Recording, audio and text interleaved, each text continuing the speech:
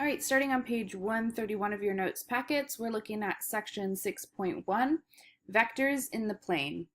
So first let's define a vector.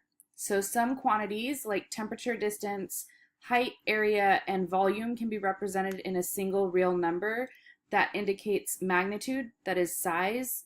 Those types of numbers are called scalars. Other quantities such as force, velocity, and acceleration have magnitude as well as direction. These are called vectors. The way we measure a vector is by having an initial point and a terminal point, and we use the head minus tail rule. So the head minus tail rule for vectors, or the HMT for vectors, is if an arrow has an initial point at x1, y1, and a terminal point at x2, y2. So we have an arrow that's something like this. Then it represents the vector x2 minus x1, comma, y2 minus y1. If this reminds you a little bit of slope, there's a reason for that. And this value, what it gives you is the distance along the x-axis that it moves and the distance along the y-axis that it moves. It kind of gives you the components of this vector. So let's see how we can use this in example 1. For example 1, we want to show that the arrow from R, which is at -4, 2, to S at -1, 6, is equivalent to the arrow from P at 2, -1 to Q at 5, 3. So let's look at what this question is asking. If we're looking at a coordinate plane, we have R at -4, 2, so 1, 2, 3, 4, 1, 2. There is R, and S at -1, 6. -1, 6. That's S. So we have this arrow. And then we have another arrow at 2, -1 and 5, 3. And that's from P to Q. So we're looking at our first arrow from R to S. And in order to calculate this vector, we're using the equation that we just talked about, the head minus tail. So the head of the arrow is S. So I take -1 minus the tail, -4, comma, again the head minus the tail. And that gives us a value of -1 minus -4 gives us +3. 6 minus 2 is 4. So the vector from R to S is 3, 4. And we want to see if that's the same as the vector from P to Q. So the vector from P to Q, again, head minus tail. So we have 5 minus 2, comma, 3 minus a -1. 5 minus 2 is 3. 3 minus -1, again, is 4. So both vectors are 3, 4. Both vectors, or arrows, are 3, 4. Now notice the notation for a vector is different than that from a coordinate pair or an ordered pair, right? For an ordered pair, we have rounded brackets, we have parentheses.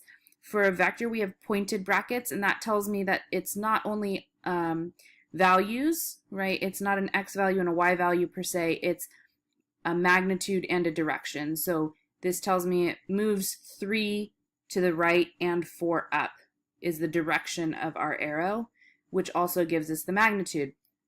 So how can we tell what the magnitude or the length of a vector is? So if I'm looking at vector v represented by an arrow from x1, y1 to x2, y2, then its magnitude is calculated, and we use vertical bars on either side of v to tell that we're talking about its magnitude.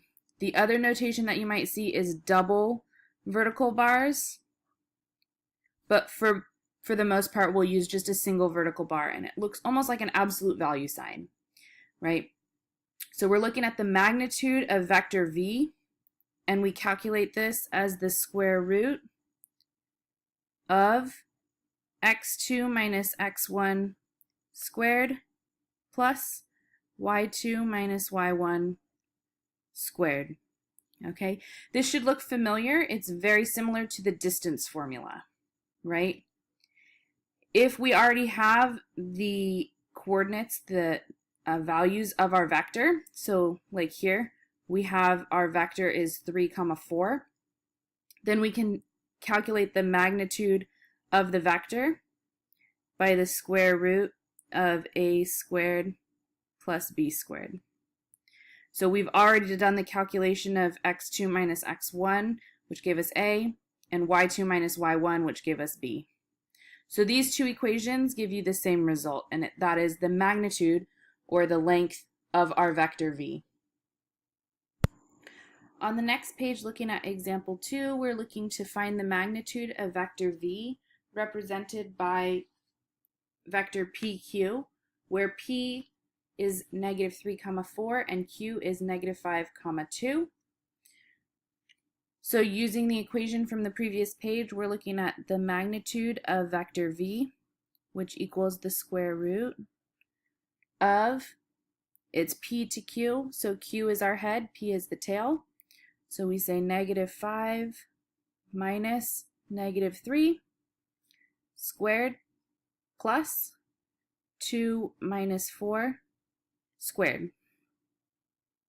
This equals the square root of, order of operations says we do what's inside the parentheses first.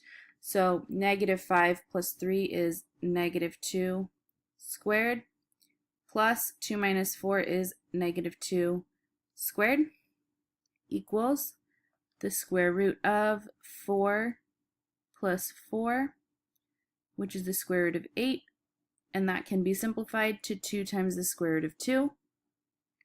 So our magnitude of vector v is 2 times the square root of 2.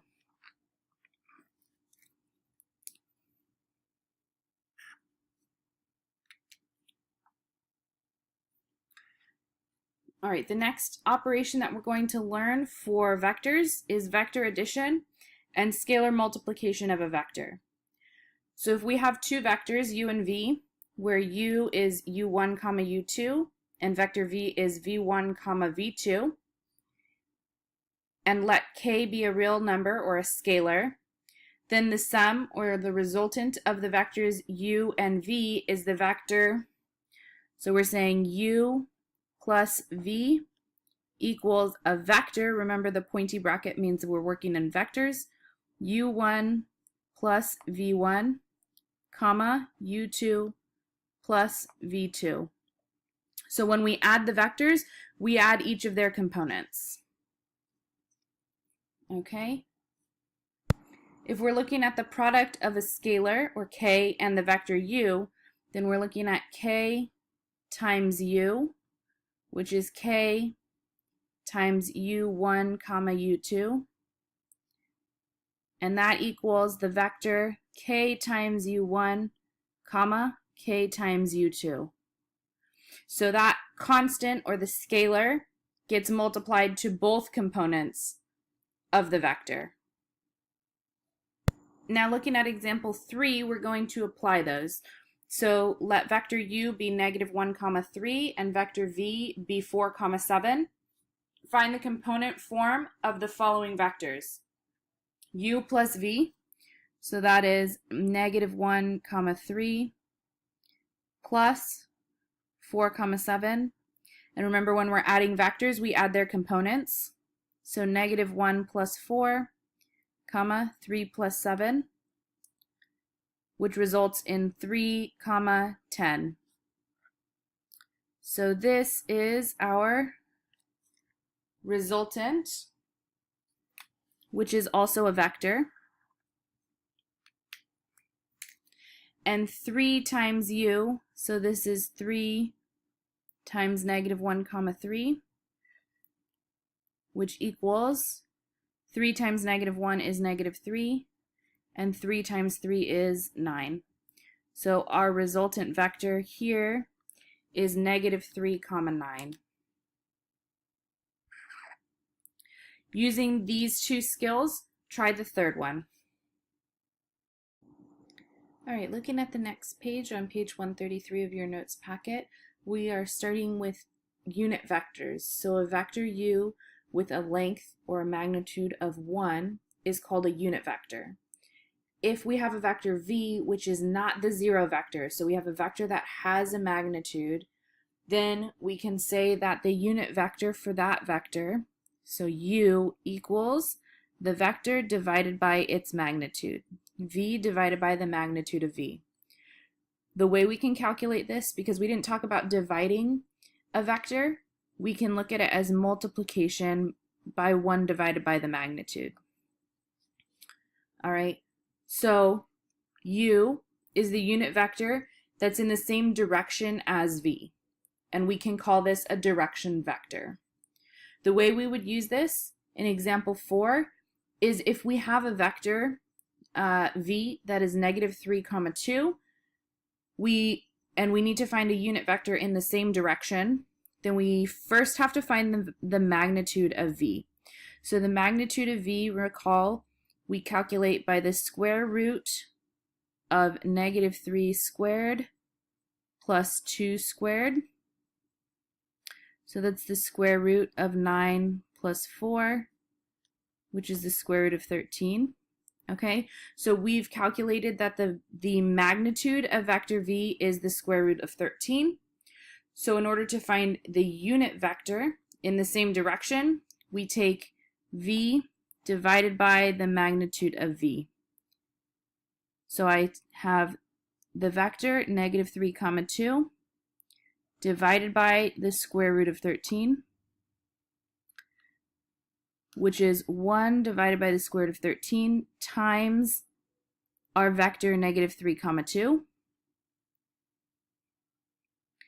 And now multiplying this scalar into the vector, we get a new vector that is negative 3 divided by the square root of 13, comma, 2 divided by the square root of 13. So this is our unit vector that is in the same direction as our original vector v. What makes this a unit vector is that it now has a magnitude of 1. So if you find the magnitude of that new vector, you'll find that it has a magnitude of 1. Next, we're going to look at resolving the vector into its components. Its components follow along the directions of the x-axis and the y-axis.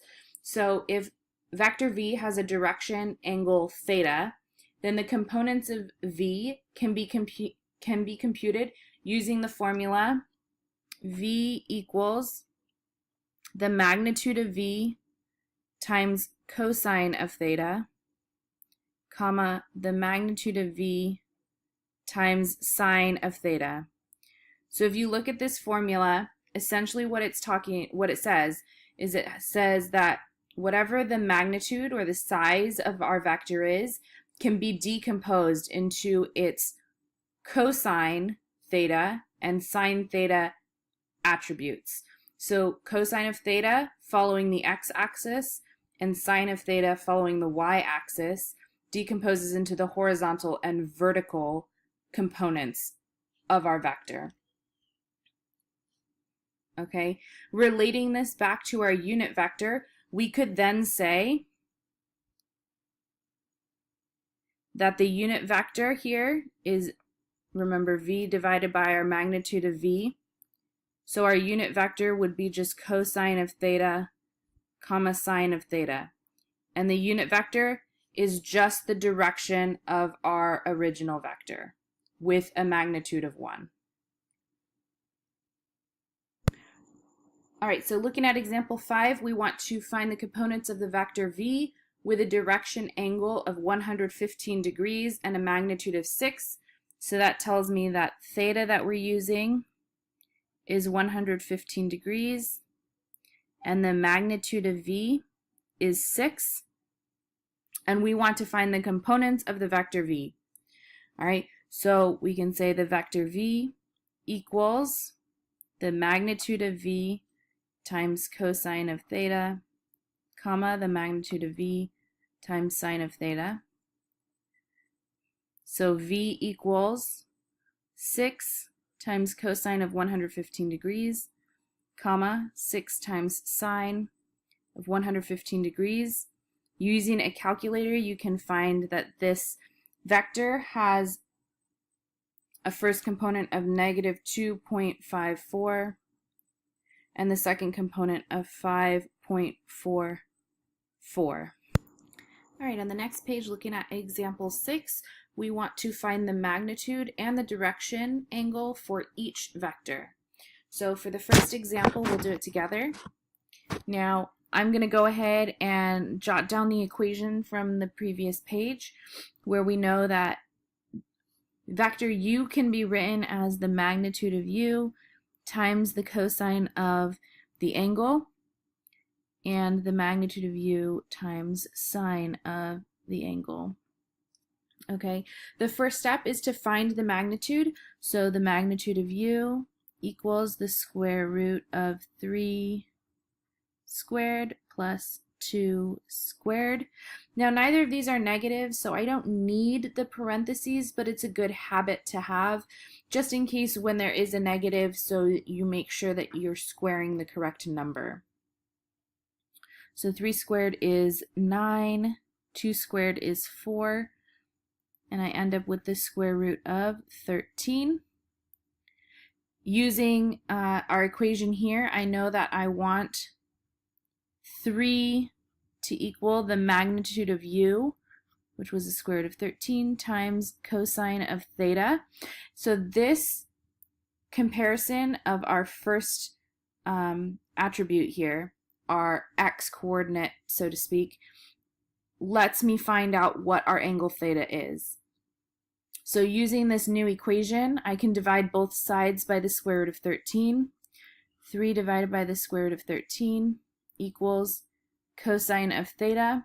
Again, this is not one of our values from the unit circle, so I'm going to use the inverse function of cosine to find that theta equals cosine inverse of 3 divided by the square root of 13. Using a calculator, I find that this is approximately 33.69 degrees. If I were to set up an equation using the y component of our vectors, I would find the same angle measure. So I can say the magnitude of u equals the square root of 13, and our angle is approximately 33.69 degrees. All right. Using these techniques, you'll find the magnitude and direction of vector v on your own.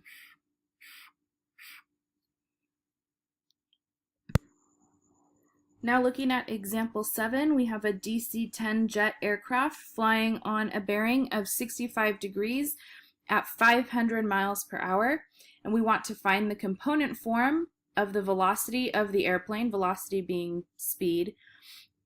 And a reminder that bearing is the angle that the line of travel makes with due north measured clockwise. So let's start by jotting down a compass here. North, east, south, west. So our aircraft is flying at a bearing of 65 degrees. So from the north direction, we go 65 degrees clockwise. So that makes this angle here 25 degrees. So if your instinct is to start by saying that theta is 65 degrees, that's fine, but the angle that we're looking at here, our reference triangle, has an angle of 25 degrees. So we'll call that alpha is 25 degrees. Alpha is another Greek letter, so we can use it to symbolize our reference angle. All right, now 500 miles per hour, that is giving us the speed, right? The velocity of the airplane. That's the part that we want to rewrite in its component form. So the 500 miles per hour is telling me the magnitude of my vector. The magnitude, and we'll call our vector v, is 500 miles per hour. Okay, so already I know I have an angle and I have a magnitude, and I'm looking to find the components of this vector. So remember, the vector can be written in its component form as the magnitude of v times cosine of, now remember our angle is alpha, and the magnitude of v times sine of alpha. Okay, so our magnitude of v is 500 times cosine of 25 degrees, comma, 500 times sine of 25 degrees. Using a calculator, this can be approximated to 453.15, comma, 211.31. Okay, but what does that mean in the context of this problem? That means that we are traveling, or this jet is traveling eastward, right? A positive x component means we're traveling eastward at 453.15 miles per hour, and northward at 211.31 miles per hour. We're traveling east and north, but we're traveling at these rates respectively. All right. Using everything that you've learned so far in this section, go ahead and do example 8, and then stop and reflect on what you learned this section and write that in the box below example 8.